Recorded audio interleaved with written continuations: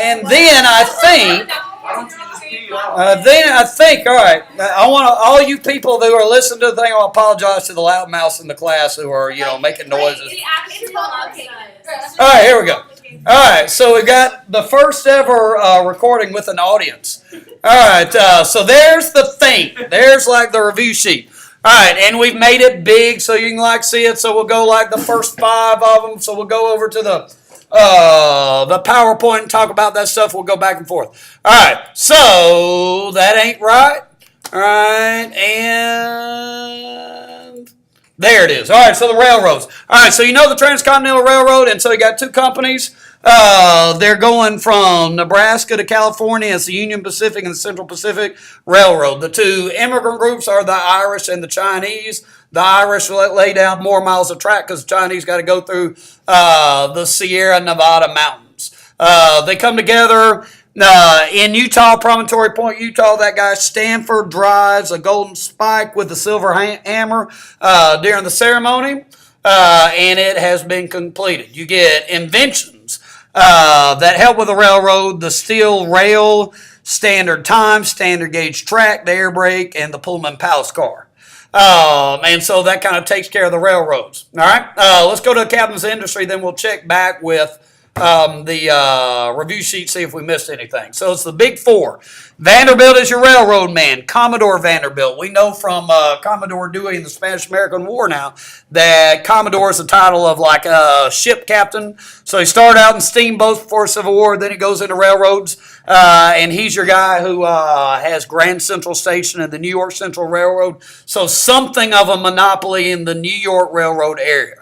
All right, Rockefeller is your Standard Oil. It's the Standard Oil because it's not dangerous. He comes up with like the right chemical combination, and then he runs his competitors out of business. So he's almost got a monopoly, but he lets a few folks stay in business, so he's the one setting the prices. So that's the kind of the definition of a trust. All right, Carnegie is your steel man, and remember, he's using vertical integration. He's controlling every step of the production process, from the taconite, coke and limestone, and the coal in the ground, all the way to the top to the steel mills and the Bessemer process, and all that. So, and Rockefeller's got the horizontal consolidation because from east to west, almost all the oil being sold is Standard Oil. All right, so then we go down. You can think about, the political cartoon saying they're controlling everything. All right, so you got a couple of attempts to control these folks. And by the way, J.P. Morgan, if we go back up, he's the guy who buys Carnegie Steel and renames it U.S. Steel. So he's the banker. So he's the last of the big industrialists. If you like him, you call him a captain of industry. If you don't like him, you call him a robber baron. All right, the government tries to regulate this a little bit unsuccessfully. The Interstate Commerce Act would allow the government to set the shipping rates, but all the politicians in the Gilded Age kind of bought and paid for by the industrialists, so they put railroad men on the ICC, so they don't really set fair shipping prices, and so the farmer's still kind of out of luck.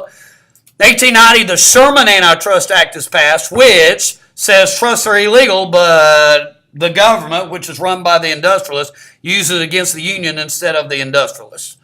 All right, and then you got the inventions. We've already looked at the railroad inventions. The Bessemer process is that volcano hell-looking steel mill thing where they're blowing hot air, cold air on hot iron in a blast furnace. Bell, from last semester, he's inventing the metal detector to save Garfield. This semester, he's inventing the telephone, and there's a lot of telephones used, especially in the cities.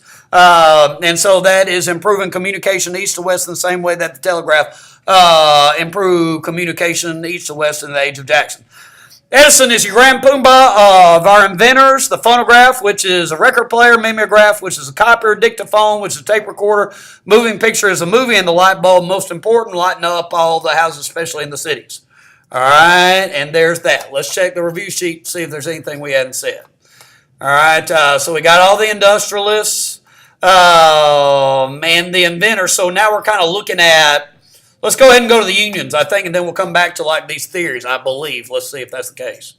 All right. Nope, it's the theories. Okay, so Carnegie comes up with that thing that we looked at. We capped the document where he says the gospel of wealth says I ought to be making the money. The government ought to leave me alone, be laissez-faire.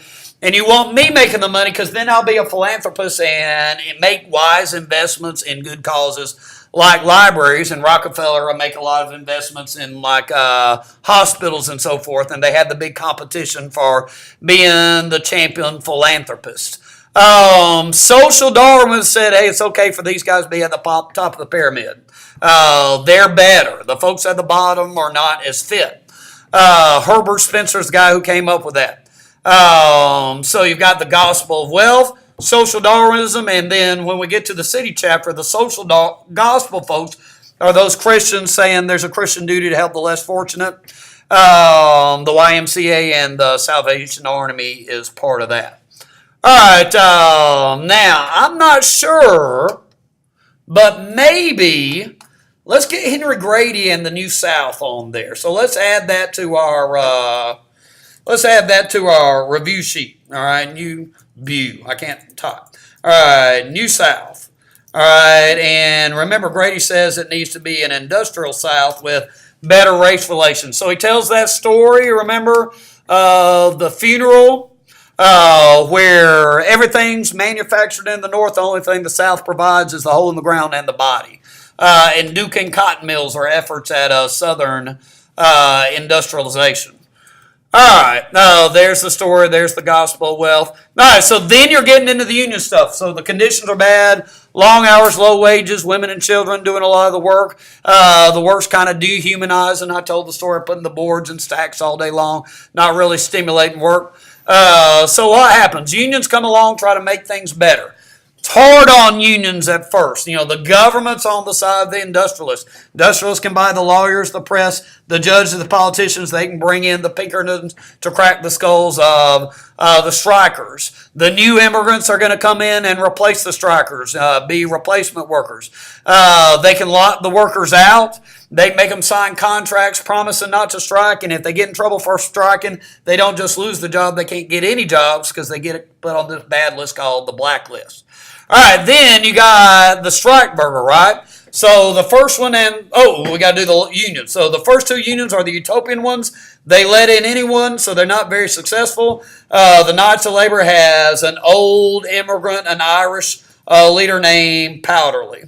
All right, the more successful one focuses on bread and butter issues, the AFL, led by new immigrant Samuel Gompers, and they just want a little more pay, a little better hours, a little better conditions, not quite so utopian. All right, then you got the strike burger, right? All right, so the railroad ones, the first and the last ones, are going to lose because the president calls out troops because they're interfering with interstate commerce.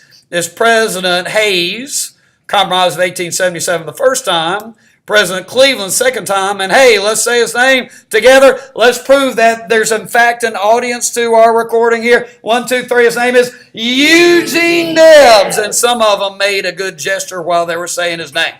All right, the ones in the middle start with an H and are ruined by an anarchist. So the Haymarket strike is ruined by the anarchist who throws out dynamite at the funeral.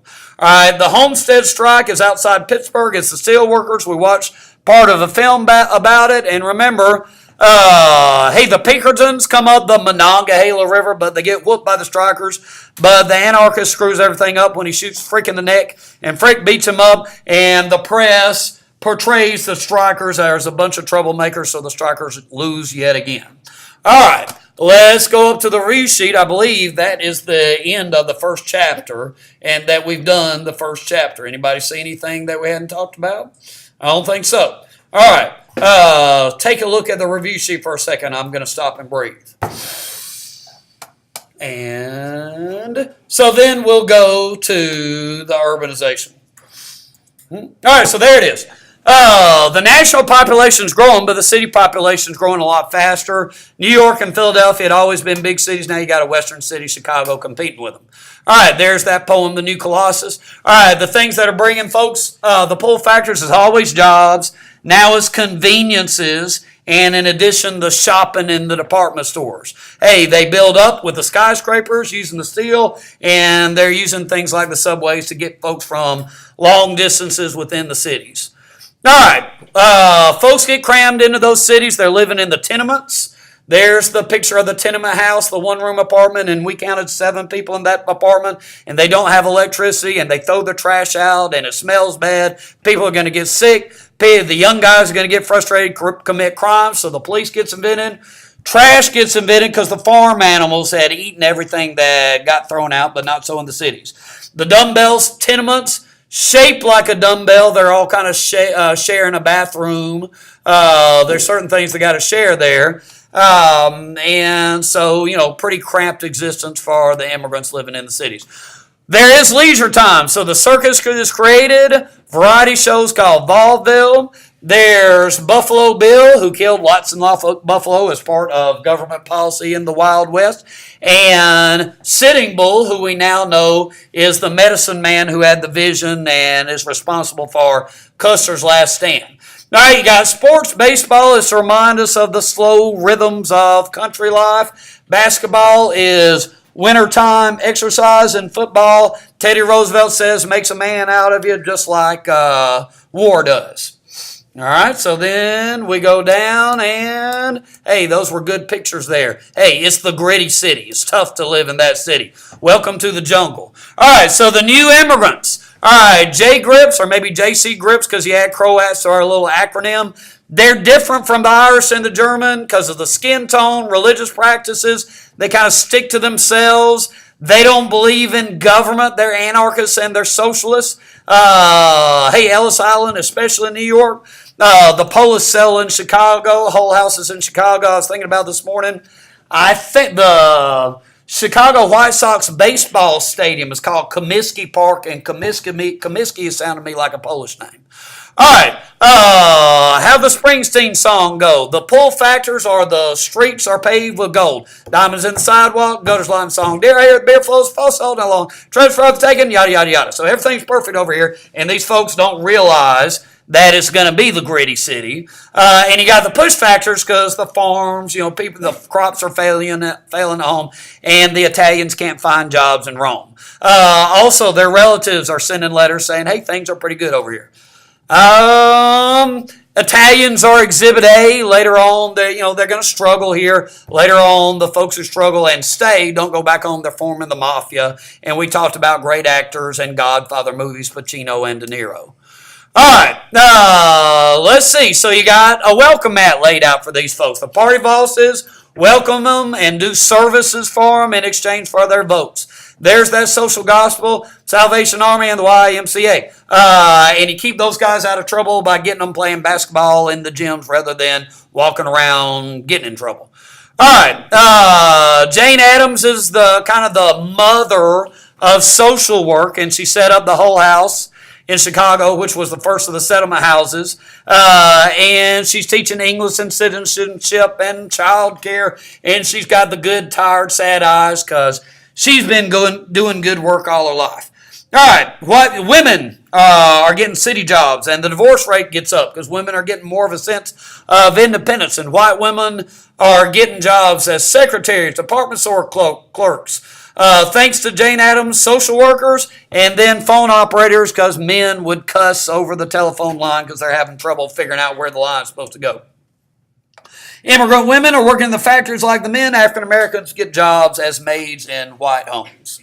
All right, so the nativism, kind of like with the Irish, and they formed their own group, the American Protective Association, and there's the reasons for the fears. They're taking the jobs, they're different religiously, they're radicals, and ethnically darker. Note the similarity between the name slaves and Slavs. All right, the Statue of Liberty is built during this time, sent to us by France, and the Jewish poet Emerald Lazarus writes that poem, The New Colossus. We're a different type of powerful country because we take in the outcast. All right, there it is. There's Booker T. Washington. Hey, there's that little political cartoon, the irony of the nativists whose ancestors were kind of rejected by the earlier nativists. All right, hey, there's the poem, Emily Dickinson, Hope is a Thing with Feathers. And so there you got Washington and Du Bois. So Washington is the founder of Tuskegee, which is a trade school in Alabama, teaching African Americans to take jobs as maids, farmers, and factory workers, blue-collar jobs. And Du Bois criticizes him. Washington makes that famous speech. We just saw it. Where is it? Cast down your buckets where you are. So, hey, Southern African Americans, cast down your buckets and take the industrial jobs, the economic opportunities that you can get. White Southerners, cast down your buckets. Don't hire immigrants. Hire African Americans to work in your mills and factories in the South. So Du Bois accuses Washington of being Uncle Tom, says African Americans should fight for civil rights now. NAACP is kind of our nation's first civil rights movement, and he wants higher education for the talented tip of African American youth and be trained at Harvard and Yale to be doctors, lawyers, and teachers, not just maids and factory workers and so forth. Another civil rights worker, a lady, Ida B. Wells, argued that most of the lynching situations in the South during the Gilded Age were To Kill a Mockingbird kind of situation where the young lady claims that the relationship was not consensual because she's afraid of what really everybody's going to say about her daddy and ruin her daddy's reputation. All right, a lot of agricultural colleges at this time, Texas A&M, and I think that is kind of the end of that chapter. Let's see if we're ready to go to the West. All right, pragmatism and the book. So pragmatism is test out a theory to say if it works. So clearly, let's go with race relations on this. W. Du Bois has a nobler sounding theory that if you're African American, you can be anything you want to be. That's the American dream. But perhaps in that context, where when African Americans speak out too much, they might get lynched, Booker T. Washington has a more pragmatic theory. Let's take advantage of the opportunities available now, and maybe the next generation we can fight for civil rights. All right, you got a few books I included there. Call of Wild is about Alaskan sled dogs, but kind of reflects that social Darwinism, survival of the fittest kind of outlook. Emily Dickin's poem we mentioned, kind of talking about hope in the midst of life in the gritty city. And Sister Carrie's about a young lady moving to the city from the country and thinking she's going to have a great time shopping and things don't turn out too well. Oh, there's the WCTU, the Women's Christian Temperance Union, and what's her name? Carrie Nation. Hey, you can remember her name. Let's put it in there. She cares for her nation. And to show that she cares for her nation, she's going to have hatchetations. Pray over and then chop up all the saloons that's causing all that sin among the men. All right, that's number 2. I'm going to take a breath. Look right there at what we got going with the West chapter and back to the PowerPoint. All right? And I think we're doing kind of okay on the time. All right, there we go. So the West, there's the Plains tribes, Comanche in Texas, Sioux in the Dakotas, Apache in Arizona, Cheyenne in Wyoming. The capital of Wyoming is named Cheyenne. The 2 key animals, the horses, make these folks nomadic and warlike because they can travel greater distance in hunting those buffalo. And the buffalo are just the key to their way of life. They eat the buffalo meat and wear the buffalo hide and live in teepees made from buffalo hide and the bows and arrows and spears made from buffalo teeth and skins. All right, so the government policy to get rid of the Indians is to decimate the buffalo, and you see the numbers over a 20-year period. All right, the wars. Again and again and again, the government promised not to mess with the land anymore. They'd sign treaties with the chief being whoever would agree to sign the treaty. But we know they killed all the buffalo. So you got the massacres. The Sand Creek Massacre, the Army's killing a bunch of women and children, and people might say they're not doing any harm, but the officer says, hey, the only good Indian is a dead Indian. All right, Custer Last Stand. Remember Custer? Kind of a pretty boy, got the long hair, wants to be president of the United States by being not only a Civil War hero, but an Indian War hero. But he gets killed as a result of crazy Sitting Bulls. That's him right there. His vision of, he does the sun dance and sees the soldiers coming, falling out of the sky. All right, the fighter at the Little Bighorn is Crazy Horse. The more peaceful tribe of the Plains Indians is the Nez Perce, led by Chief Joseph right here, who doesn't quite make it to Canada and says, very sadly, I will fight no more forever, and has to go live on the reservations with all the rest of the Plains Indians. All right, so, hey, after all the fighting's over, The government starts feeling bad. Helen Hunt Jackson writes a book, Century of Dishonor, about the bad treatment. The Dawes Act gives Indian nuclear families 160 acres to farm and gives them tools to try to turn them into Jacksonian farmers. Doesn't really work. The land's awfully dry. The tools a lot of times are broken, or the Indian agents steal the best tools. But it's an effort to try to assimilate the Indians, and the strongest effort is, hey, you probably can't assimilate the adults, but you can do it with the kids. We talked about that in fifth period. Watched a little film about the kid didn't want his hair cut. And so it's called the Carlisle Indian School. You kill the Indian and save the man, so these kids can grow up to be Americans, or in the case of Jim Thorpe, star athletes. And so that was the approach once the Indian Wars were over. All right, but hey, you got that last massacre at Wounded Knee, and they're doing the ghost dance, remember? So I didn't write it. I think maybe it was on the one up. Yeah, there it is. All right, so they're doing that ghost dance, and they believe revelation, end times will come about if they dance good enough, and all the ancestors and the buffalo will come back, and the American army and government will disappear. But it ends in a massacre at Wounded Knee there. All right, Please, and if I could have the following we have to pause. Ms. Davis room at U58, Jimmy Torres, Jennifer Guzman, Maria Ramirez, Jocelyn Bichelle.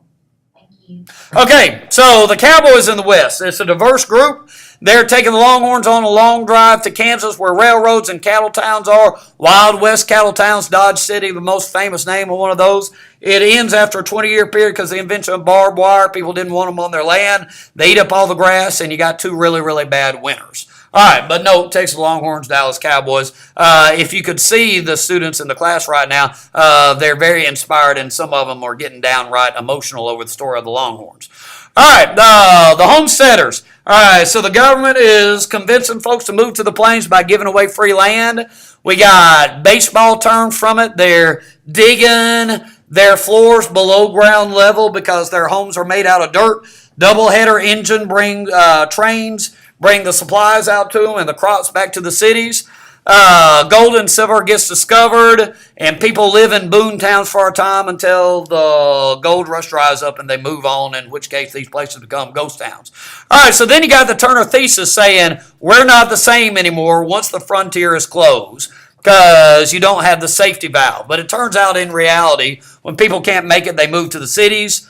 Per capita, there's more cities in the West than any other place, and people really moved out west not because they were ruggedly individualistic, but because the government was giving them free land and putting them on the Transcontinental Railroad and helping them with irrigation projects.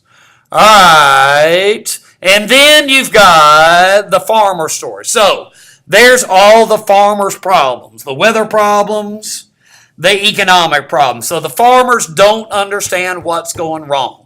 And we see by the 1890 or so, less than half of the population's farmers. So they want to do something about it. They get involved in politics. So you've got the economic things they want to do, coin free silver for inflation, take from the rich, give to the poor with the income tax. Government's going to set fair shipping rates with the railroads. And then these political things that are going to take power away from the party bosses and the industrialists and give it to the common man. The acronym on that is Sir Drips. All right, so then you got that election. William Jennings Bryan makes this famous speech. He's a populist. You shall not press upon the brow of labor this crown of thorns. Shall not crucify mankind on a cross of gold. All right, so he's run against McKinley. McKinley believes in the gold standard. That's good for bankers and keeps inflation low. And so all the characters in Wizard of Oz represent one of the people in this election. The factory workers don't vote for Bryan, so McKinley wins. And remember, the picture here is kind of critiquing Bryan for using religious language for political purposes. All right, and that's the end of it. All right, so we go up here and we see, while I breathe in deeply through my nose, that we are now to imperialism. So I got to switch to that one. All right, so there's the reason for the empire. All right, why do we want to be imperialists? We can sell stuff in other countries. The yellow press can sell papers if we fight wars. The frontier's closed so we can take over the other places. and start over again. So you got that sense of possibility again. The social Darwinists, Roosevelt's, like war and expansion, actually think that it's moral to take over other countries and civilize the backwards natives. And the imperialist countries have a strong navy. If you're going to compete with other countries, you need a strong navy. And if you're going to have a strong navy, you need gas stations, provisioning stations. That's why we end up taking over Hawaii. All right, we almost went to war in a bunch of places. We started to take over Hawaii so that the sugar planters wouldn't have to pay tariffs. But Liliuokalani fights off the imperialists, and we know that she composed the Hawaiian song, Aloha, that we all know. All right, so the trouble comes in Spain, and the rebels want their independence, and the Spanish are not treating them well. They're putting them in the camps, and we say close the camps, and they do, but the yellow journalists claim that they didn't close the camps.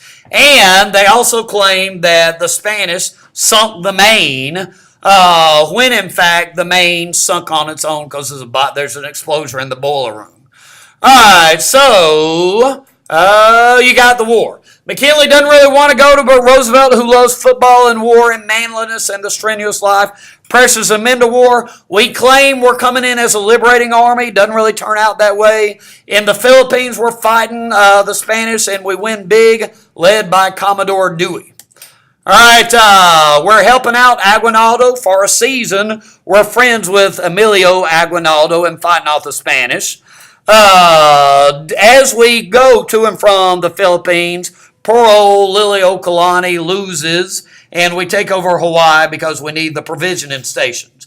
Teddy Roosevelt's the hero of the war in Cuba. He and the Rough Riders and the very romanticized charge up San Juan Hill, which was actually called Kettle Hill. And remember the Rough Riders, his buddies from being a cowboy in the Dakota, and his college buddies from his Harvard days. All right, it's called a splendid little war because very few Americans get shot. Some of them do die of disease from the bad meat. We destroy the Spanish fleet, take Hawaii, Puerto Rico. McKinley decides, after some praying, to take over the Philippines. All right, so it's the Treaty of Paris that ends the war. So we're taking over Guam, Puerto Rico, and the Philippines. Also has a unifying effect, overcoming lingering tensions between the North and South from the Civil War. The Platt Amendment says even though Cuba's free, we can intervene anytime we want to when they're acting in ways we don't like, and it secures for us a naval base, which is still there at Guantanamo Bay. All right, so then you got this sad and troubling story of the Filipino rebellion. And so we put Filipino rebels in concentration camps and used that kind of gross and troubling water cure. All right, we had an interesting discussion of that in second period today. And Taft improves things by improving roads and sanitation and health and hosting dances at his place of work. So things get better over time. All right, the open door. The Secretary of State wants to keep the door to Chinese trade open, so he ensures that. Make sure nobody's taking over China, so that's just called the open door policy in China. All right, and then here comes the last little section. In 1900, it said in class 1800, but McKinley wins, beats Bryan against, not because of farmer stuff, because the economy's booming and we're expanding. All right, he makes Roosevelt his vice president so that Roosevelt won't make trouble in New York. All right, but then he gets assassinated by the anarchist Czolgosz, and Roosevelt becomes president. That's his motto, not really accurate because he doesn't really speak softly, but he very much carries a big stick. All right, so there's Roosevelt there, right there. He has a big time being president, and he wants a canal to get our ships from the Atlantic to the Pacific. Britain signs a treaty with us saying we can dig a canal, so then we got to get that guy Bonifacio to help us start a revolution of the Panamanians against Colombia, who won't sell the land for the canal to us. So we have a country and we have a revolution thanks to Roosevelt. And it takes about 7 years to dig the canal, and the mosquito net is invented to improve health during the digging of that canal. All right, here we go. Last slide. Good bit of stuff on it. Roosevelt correlated the Monroe Doctrine says, we're going to be the debt collector. We're going to be the policeman in the Caribbean and Latin America if anybody owes money to imperialist countries. And that may or may not be a noble gesture, but it's in addition to the Monroe Doctrine. And so he's kind of establishing the American presence on the world stage there. He wins the Nobel Prize for making peace between Russia and Japan. It's called the Treaty of Portsmouth, negotiated in Portsmouth, New Hampshire. Makes a gentleman's agreement with Japan that they won't send any more immigrants in exchange for letting the current immigrants integrate California schools. And then he sends the Great White Fleet around the world, as folks in my fourth period said, flexing our muscles. And it's a big navy painted white, and it docks all around the world to show that we're strong. Okay. The moment that we've all been waiting for. Can I hit the right buttons so as not to not record the thing again? I think I hit this button right here. Cross your fingers.